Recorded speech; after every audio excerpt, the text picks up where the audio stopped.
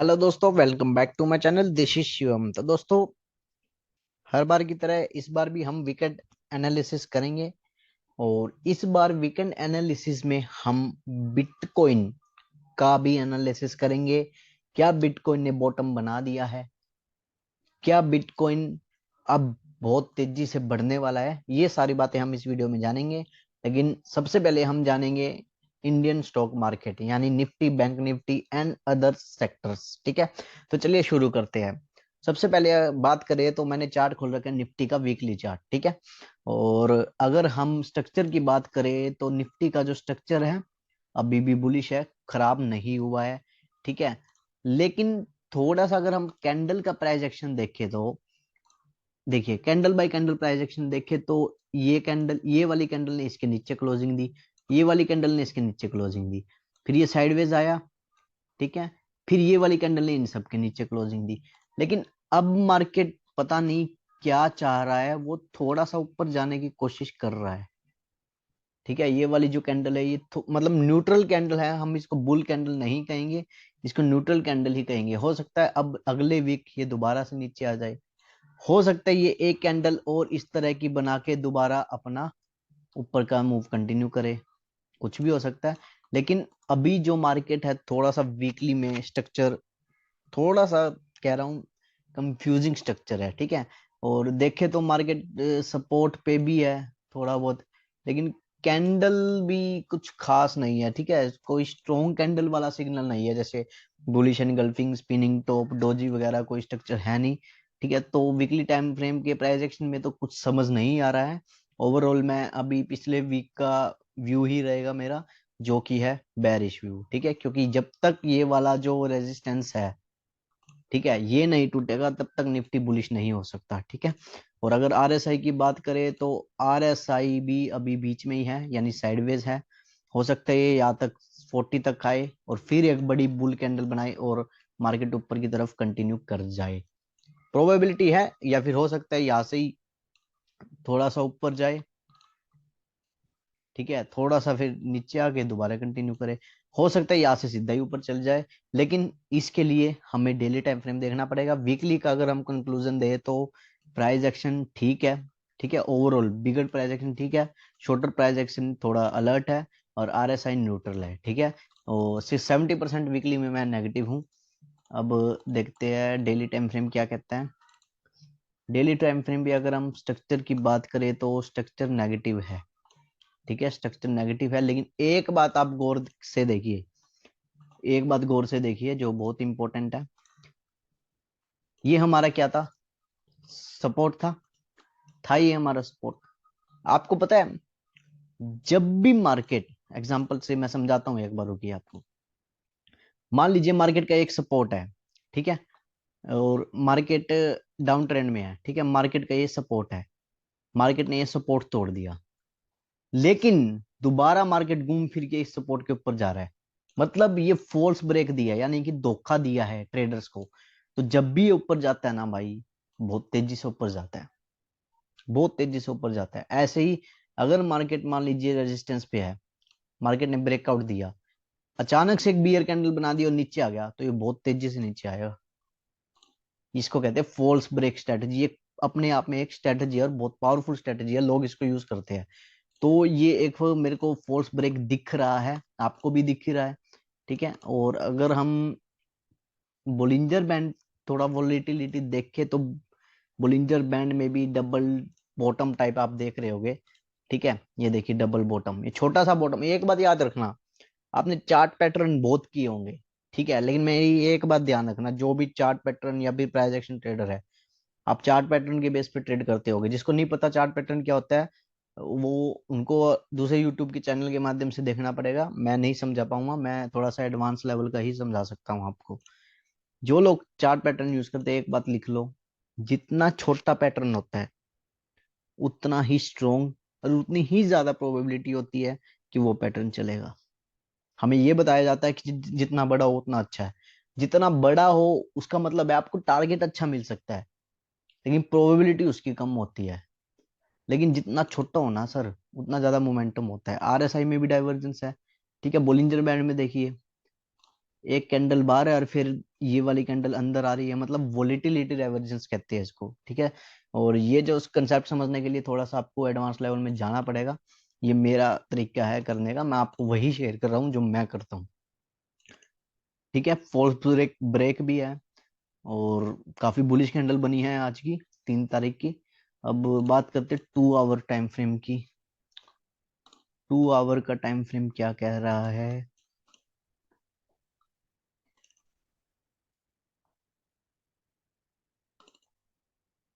कुछ खास नहीं है। 2 आवर का टाइम फ्रेम थोड़ा सा कंफ्यूजिंग है। कंफ्यूजिंग है क्योंकि कुछ भी क्लियर इंडिकेशन नहीं है। अगर हम स्ट्रक्चर की बात करें तो स्ट्रक्चर कह सकते हैं यहाँ पर डबल बॉटम बनाया है, लेकिन वही ओवरऑल ये जो कैंडल है ना दोस्तों, ये एक रेजिस्टेंस का काम कर सकती है। इतनी बड़ी कैंडल बनना और उसको एक ही बारी में तोड़ना बहुत मुश्किल होता है, ठीक है। तो ये जो लेवल है ना दोस्तों, ये 2 लेवल, ये निफ्टी के लिए आसान नहीं हो गए, ठीक है। तो 2 आवर के टाइम फ्रेम के हिसाब से लग रहा है कि मार्केट साइडवेज होगा, ठीक है। लेकिन डेली अपनी कहानी बता रहा है और वीकली अपनी कहानी बता रहा है। ऐसा मार्केट बहुत मतलब डेंजर मार्केट होता है जो कहीं भी घूम सकता है। लेकिन कोई व्यू नहीं बन पा रहा है, तो इसका मतलब है कि हमें वेट करना चाहिए। लेकिन एक व्यू बन सकता है कि ये डबल बॉटम हो सकता है, बस। हो सकता है यहाँ से डबल बॉटम यानी डब्लू पैटर्न बना के ऊपर की तरफ कंटिन्यू करे और 18,200 का लेवल अपना हिट करे। ये एक प्रोबेबिलिटी है, बाकी देखते हैं। ओवरऑल अगर मैं व्यू बताऊं तो निफ्टी का वेट एंड वॉच है, ठीक है। अगले वीक पता लगेगा निफ्टी क्या चाहता है। अब बात कर लेते हैं बैंक निफ्टी की। तो बैंक निफ्टी में वीकली कैंडल क्या दिखाई है? इसमें भी सेम ही है, ठीक है। वही आरएसआई बीच में है, सपोर्ट के आसपास है, सपोर्ट से थोड़ा नीचे है। अब पता नहीं अगले वीक कौन सी कैंडल बनाएगा या फिर दोबारा नीचे आएगा। वीकली भी न्यूट्रल हूं मैं। वही सेम डेली में डबल बॉटम बनाया है। डेली टाइम फ्रेम मेरे को बुलिश लग रहा है काफी, दोनों का, निफ्टी का और बैंक निफ्टी का, ठीक है। लेकिन ये एक रेजिस्टेंस भी है यहाँ पर। सॉरी सॉरी सॉरी, ये एक रेजिस्टेंस भी है यहाँ पर, ये रेजिस्टेंस हो सकता है। लेकिन डेली टाइम फ्रेम को देखकर ऐसा लग रहा है कि मार्केट अब नीचे नहीं जाएगा। हाँ, रीटेस्ट के लिए आ सकता है, फिर कंटिन्यू कर सकता है। लेकिन मेरे को नहीं लगता, बैंक निफ्टी की बात कर रहा हूँ मैं, कि बैंक निफ्टी नीचे जाएगा। अगर बैंक निफ्टी नीचे नहीं जाएगा तो भाई निफ्टी भी नहीं जाएगा। तो निफ्टी भी नहीं जाएगा क्योंकि निफ्टी को चलाने वाला मोस्टली बैंक निफ्टी ही है। इसमें भी सेम कंडीशन है, डबल बॉटम पैटर्न बना है, आरएसआई रेंज शिफ्ट है 2 आवर में, ठीक है। और डब्लू पैटर्न बन सकता है, वही सेम सपोर्ट और रेजिस्टेंस है यहाँ पर भी, ठीक है। तो बैंक निफ्टी भी अभी हमको वेट करना चाहिए। ये जो हफ्ता है ना, ये इंट्राडे वालों के लिए हो सकता है, लेकिन मैं स्विंग ट्रेडर हूँ तो मेरे लिए तो ये वीक नहीं है। अब बात कर लेते हैं पीएसयू बैंक की। पीएसयू बैंक का मंथली चार्ट अगर हम देखें तो किसी को कोई भी हैरानी नहीं होनी चाहिए। एक तो ये यहाँ पर बहुत स्ट्रॉन्ग रेजिस्टेंस के पास है, मंथली में रेजिस्टेंस है, ये बात देखिए आप। मंथली के रेजिस्टेंस पे रुका है पीएसयू, ठीक है। और बात कर लेते हैं अब वीकली की। वीकली में ये एक डोजी बनाया है, ठीक है। अगर नेक्स्ट वीक हो सकता है कि ये एक बुलिश कैंडल बना दे, तो ये जो मोमेंटम है पीएसयू बैंक का और 1-2 महीने तक कंटिन्यू रह सकता है, ठीक है। और आरएसआई भी ठीक है, इसको भी बुलिश नहीं, मतलब बैरिश नहीं है ये आरएसआई। कुछ लोग सोचते हैं सर नीचे चला गया तो ये बैरिश हो गया। अब ये बैरिश नहीं है, क्योंकि कैंडल भी तो जरूरी है ना भाई। खाली आरएसआई 60 के नीचे आ गया तो इसका मतलब ये नहीं है बैरिश हो गया। अब यहाँ पे भी आया था 60 के नीचे, तो लेकिन मोमेंटम देख लो क्यों। लेकिन यहाँ पर कैंडल भी इंपॉर्टेंट है, ठीक है। यहाँ पर कैंडल क्या है? इनडिसीजन कैंडल है, मतलब इस हफ्ते कोई रिजल्ट नहीं निकला।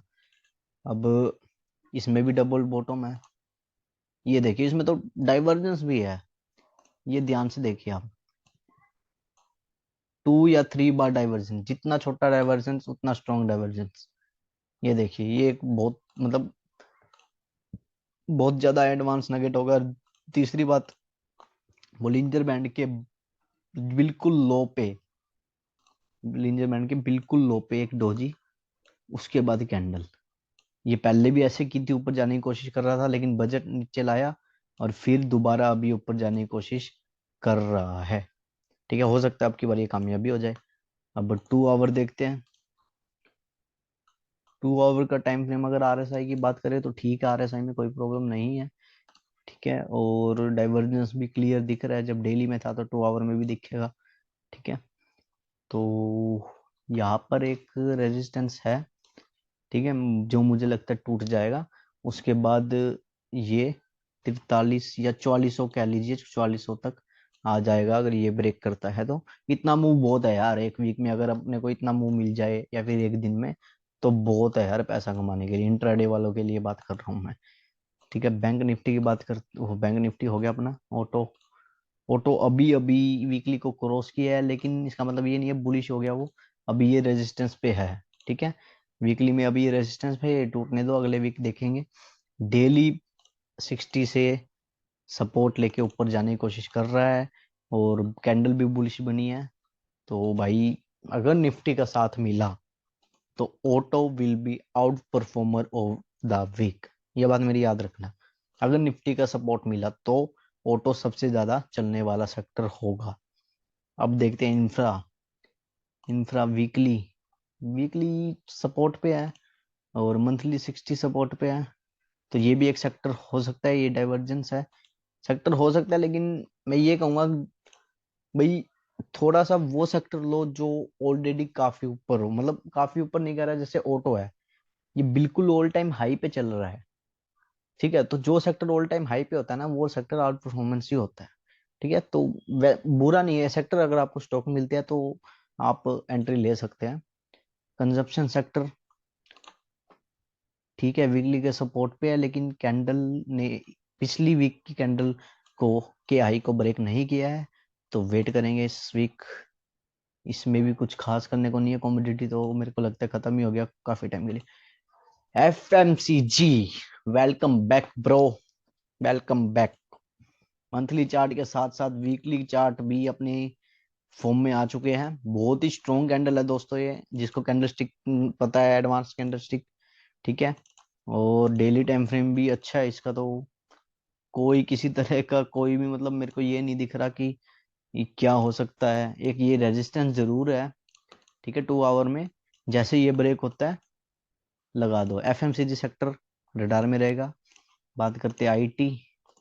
आईटी अभी रेजिस्टेंस पे है, प्राइस एक्शन का भी रेजिस्टेंस है, आरएसआई का भी रेजिस्टेंस है।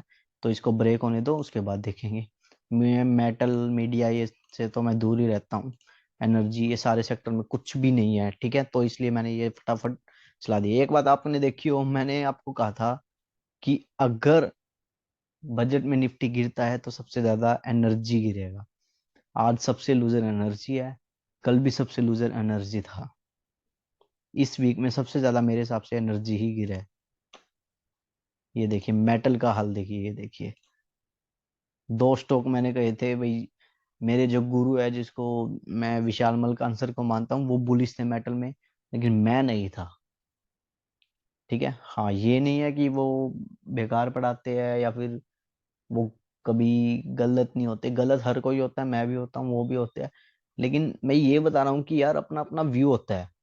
ये कोई जरूरी नहीं है आपने जिससे ठीक सीखा है वो हर टाइम ठीक हो, आप गलत हो।